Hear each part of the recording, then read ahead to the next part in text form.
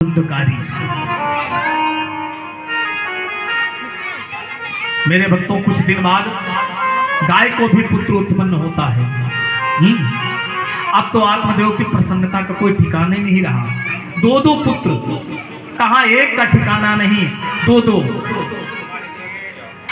पंडित जी को बुलाया और बुलाने के बाद में मेरे भक्तों उनका नामकरण करवाया। नाम क्या रखा? गोकर्णम तम श्रुतम दृष्ट्वा गोकर्णम नाम चाकरो।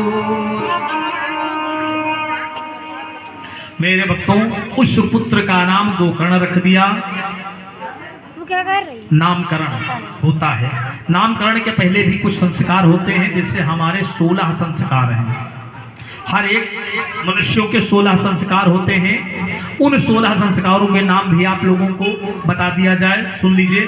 पहला संस्कार होता है जिसका नाम है गर्भाधान, दूसरा पुंसवन, तीसरा सीमंतोन्नयन और चौथा जो है जात कर्म संस्कार है, और पांचवा नामकरण है, और छठा जो है मेरे भक्तों निष्क्रमण, सातवां अन्नप्राशन और आठवां चूड़ाकर्म, और नौवां जो है कर्णवेद है, और 10वां मेरे भक्तों उपनयन, और 11वां है वेदारंभ संस्कार, और 12वां है समावर्तन, और मेरे भक्तों 13वां है वानप्रस्थ, और 14वां जो है कौन सा है? संन्यास।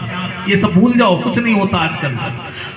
उसके बाद में 15वां जो है वो होता है अंत्येष्टि संस्कार, और 16वां होता है त्रयोदश संस्कार। ये 16 संस्कार मनुष्य के होते हैं। जिन आत्मदेव के एक भी पुत्र नहीं था मेरे भक्तों, अब दो दो पुत्र होने से मेरे भक्तों हर्ष छा गया। परंतु जैसे जैसे जैसे जैसे बालक बड़े होने लगे तो धुंधकारी में तो अनेक अवगुण आने लगे हैं, और गोकर्ण में अनेक सद्गुण आने लगे हैं। लिखा है कि गोकर्ण पंडितो ज्ञानी धुंधकारी महाकलह। धुंधकारी चोर हो गया, दुराचारी हो गया, दूसरे के घर से धन चुराने लगा, दूसरे के घर में आग लगाने लगा, दूसरे के बच्चों को मारने लगा, दूसरे के बच्चों को कुएं में डाल देता है।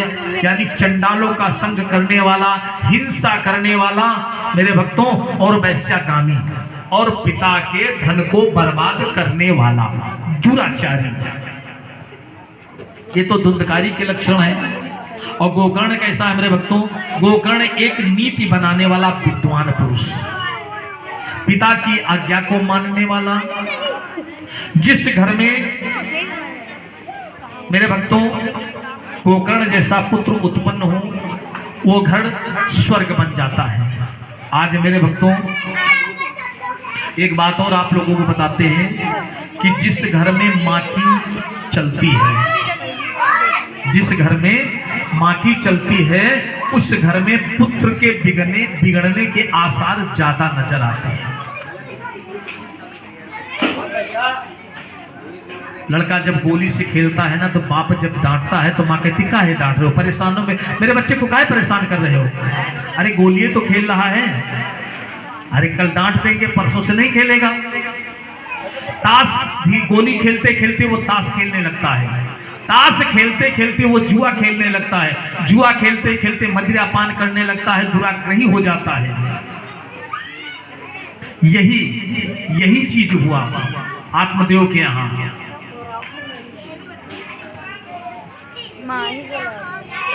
धुंधकारी बहुत खल निकला। आज मेरे भक्तों आत्मदेव उस पुत्र को देख करके बहुत दुखी है, और मन में ये विचार बनाते हैं कि अगर आज मैं सन्यासी से जिद नहीं करता, हिट नहीं करता, तो ये दुराग्रही पुत्र हमें प्राप्त नहीं होता। मेरे भक्तों, बंधत्वम तुम समीचीनम कुपुत्रो दुख एकः। दुष्ट पुत्र होने से तो बांझ रहना ही अच्छा है। शास्त्र कहता है।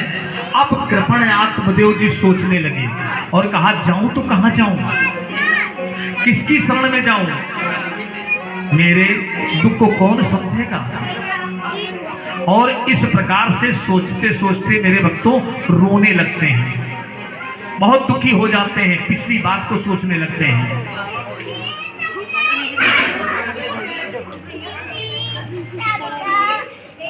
एक दिन विचार बना लेते हैं कि ऐसे दुख को हम नहीं देख सकते हैं, अपने आप को हम जीवित नहीं रखेंगे और हम अपने आप को समाप्त कर देंगे।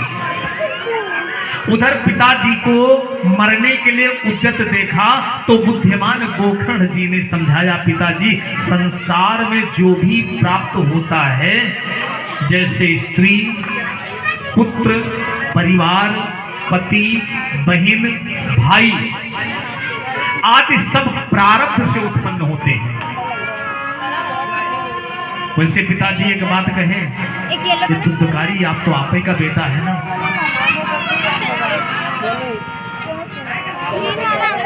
कबीरा सब जग निर्धना, धनवंता नहीं कोई, और धनवंता सो